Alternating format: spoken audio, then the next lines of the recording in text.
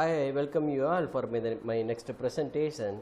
So, in this presentation, we will discuss about the malicious software overview, that is the introduction of the malicious software. What are the malicious software which is available for breaking the security of the particular network or any systems. In generally now in this entire presentation, what we are going to discuss is the one of the most way the all the unauthorized users or attackers or hackers or whoever may be, that generating the threats with the help of the program. That is, they are writing certain piece code of the code, and that code is injected into any of the software module. Even nowadays in viruses, virus scanners also is generating the viruses. It's also embedded with some certain malicious code. So once the malicious code is triggered, it will identify the sensitive informations like username and then password, credit card informations. So all the sensitive informations which is open to all, so that everyone can able to access in such a way the unauthorized users are gaining the access through the malicious software. And second way, that the malicious software is also used to distract the entire systems, completely crash the entire networks or the systems, so that unauthorized users are gaining the access of the particular systems. So in general way, that a malicious code is embedded into the software or any module that is located in that is transmitted into the systems and stored in the in specific folder with the catchy name. And it creates, once the particular code is triggered, it creates the backdoor to backdoor for the unauthorized users to get into the systems. Then it removes all the original security accesses. From that backdoor, easily that unauthorized users can get into the systems and steal all the informations which is available in the system. Now I will go to my presentation. So malicious software overview. In this, the most sophisticated type of generating the viruses or worms or threats to the computer system nowadays is a programs that is called as malicious software or malware.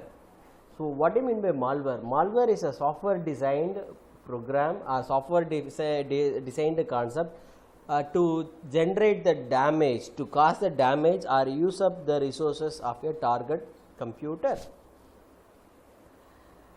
It is a malware is frequently concealed within or masquerades as legitimate uses. It concealed within the software or masquerades as a legitimate software.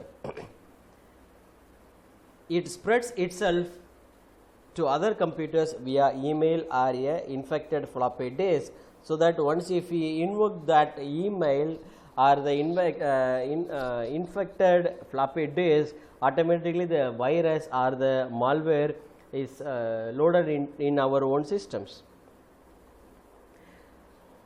So it have a two general categories of malicious software. One, it needs some host program.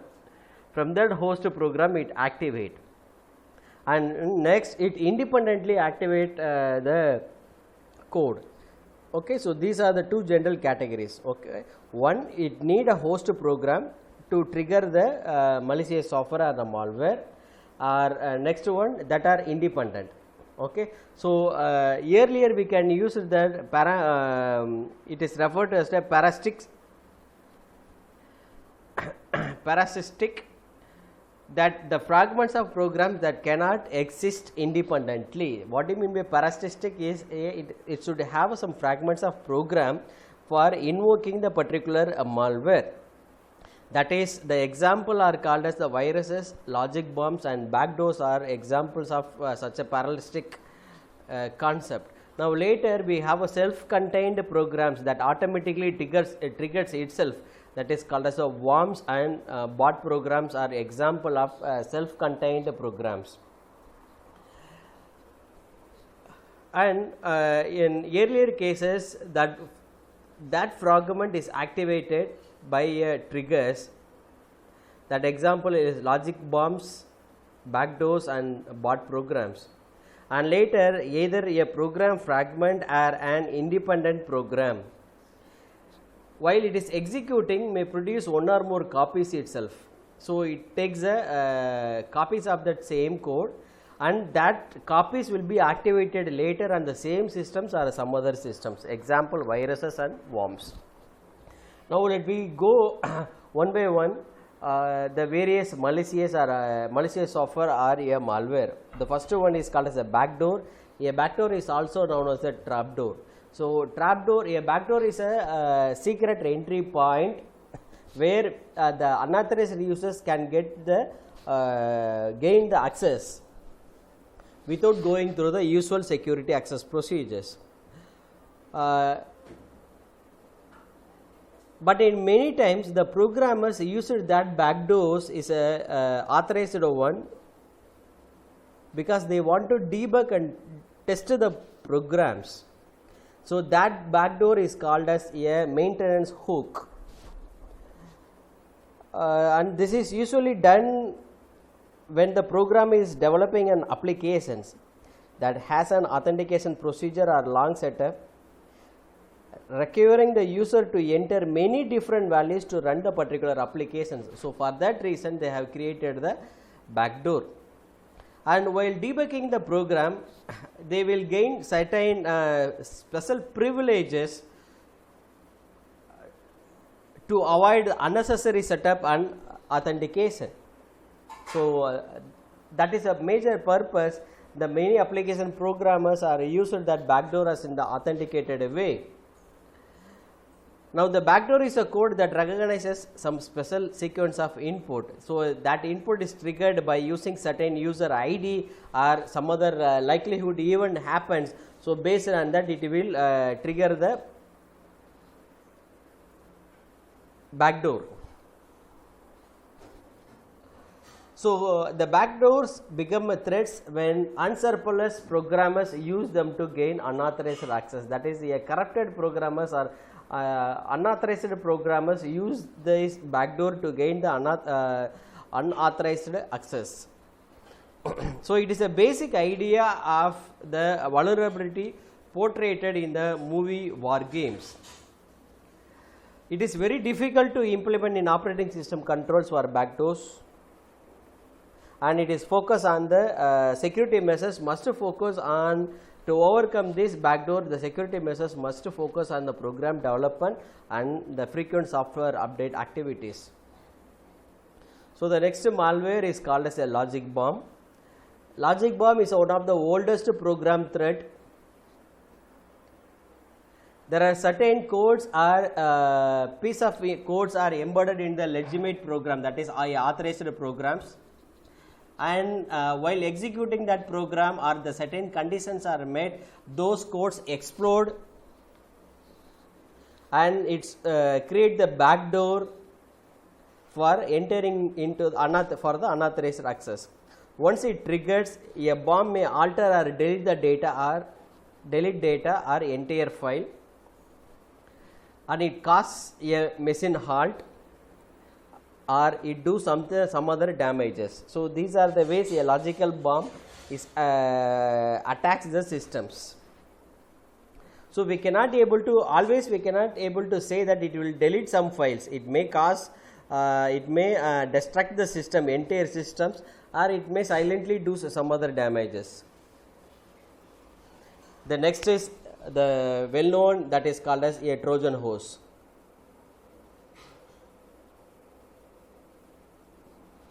A Trojan horse is a useful or apparently useful. It is a program or a command procedure containing the hidden code. When it is invoked, it performs some unwanted or harmful functions. So whoever the unauthorized users cannot able to accomplish the functions indirectly to the systems with the help of this Trojan horse virus or a Trojan horse program, they can accomplish the functions indirectly. Now, for a simple example, if they want to gain the access, so user gain the access of the particular user, particular file in the SAD system. So, first the user can create the Trojan horse. Then when it is executed, the change is invoking the user file permissions. When it is invoked or when it is executed, then it automatically change the file permissions so that all the files are readable by any users.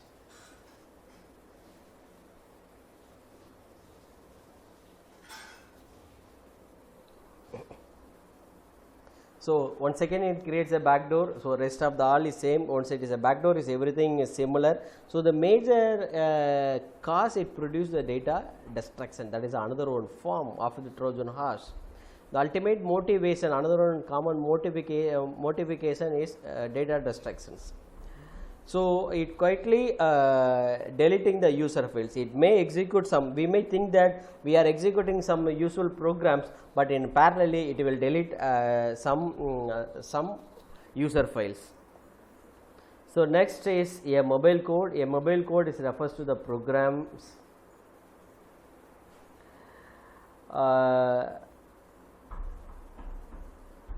these mobile codes are transmitted from one system to another system, that is, it is transmitted from the remote system to the local system, and it is executed in the local system without having any explicit instructions. So, it triggers itself.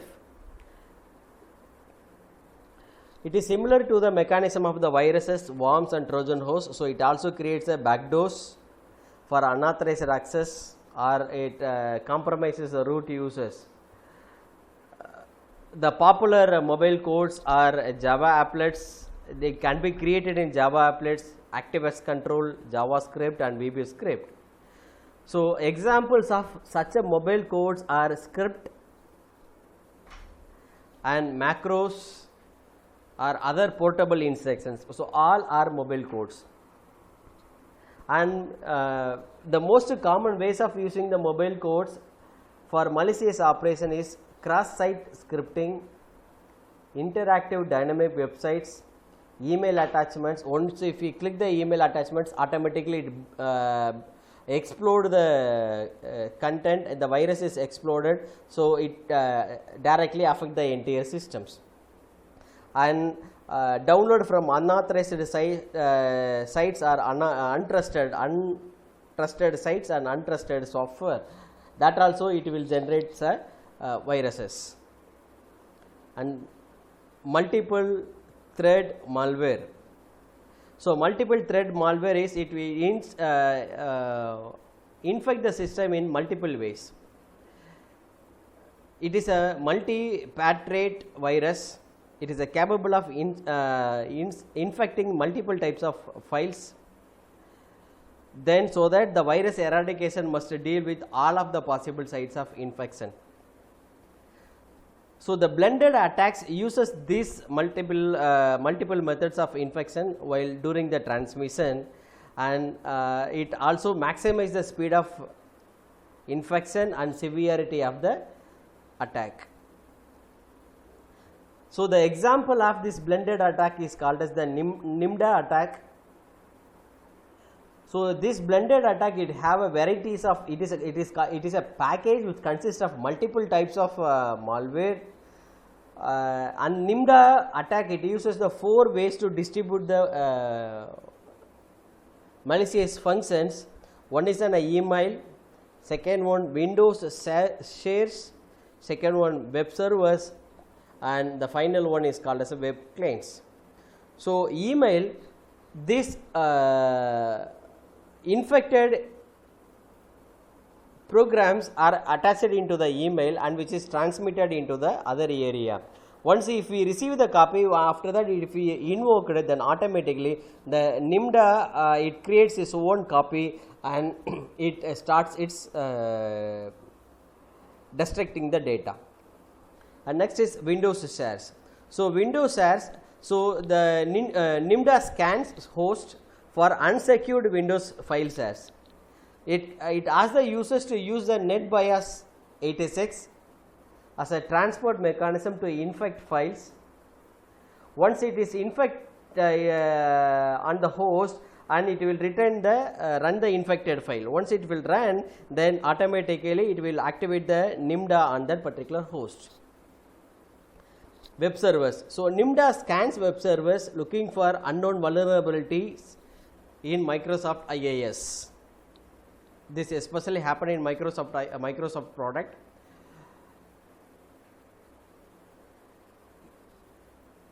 If it is find any vulnerable server, then it attempts to transfer the copy itself, then it starts infecting the particular files, infecting the servers as well as also the files.